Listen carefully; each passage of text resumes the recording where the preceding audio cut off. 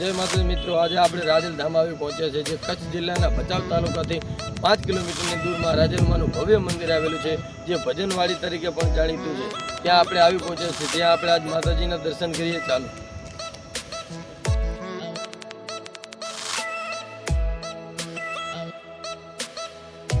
મિત્રો, હવે આપણે રાજભાઈ માના મંદિરે આવી પહોંચ્યા છે। જે તમે સામે જોઈ રહ્યા છો, જે રાજભાઈ માનું ભવ્ય મંદિર છે। મિત્રો, રાજભાઈ માના મંદિરને અહીંયા ભજનવાડી તરીકે પણ આ મંદિર જાણીતું છે।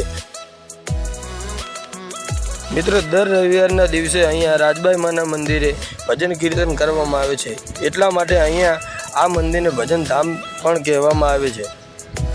હવે મિત્રો, આપણે મંદિરે આવી પહોંચ્યા છે। હવે આપણે રાજભાઈ માના દર્શન કરીએ। ચાલો।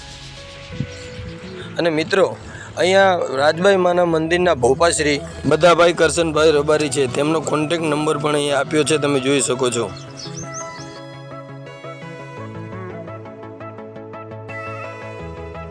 હવે મિત્રો, આપણે રાજભાઈ માના મંદિરે આવી પહોંચ્યા છે। તમે જે સામે જે મૂર્તિ જોઈ રહ્યા છો, જે રાજભાઈ માની મૂર્તિ છે, અહીંયા ગાદી પણ છે, તમે જોઈ શકો છો।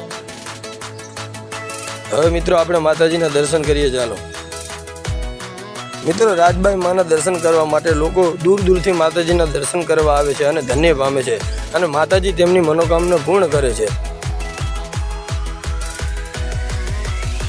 હવે મિત્રો, જે લોકો અહીંયા રાજભાઈ માની માનતા માને છે, જે બાળકોની માનતા માને છે, જે કોઈ સાંકળ બારોબાર તોલે છે, કોઈ પેડા બારોબાર તોલે છે, તે આ જે સાંકળ જોઈ રહ્યા છો, તમે જોઈ શકો છો કે અહીંયા બાળકોની માનતા કરે છે લોકો।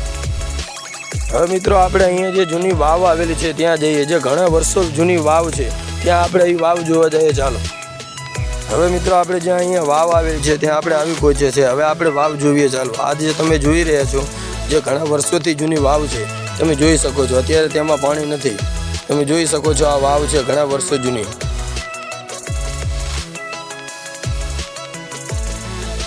મિત્રો, આવા જ વિડીયો જોવા માટે અમારી ચેનલને સબસ્ક્રાઇબ કરો, વિડીયોને લાઇક કરો અને વધુમાં વધુ શેર કરો, અને બેલ આઇકનનું બટન દબાવ્યા વગર જાશો નહીં, કારણ કે નવા વિડીયોની નોટિફિકેશન તમને મળતી રહે। જય માતાજી, જય રાજભાઈ માં।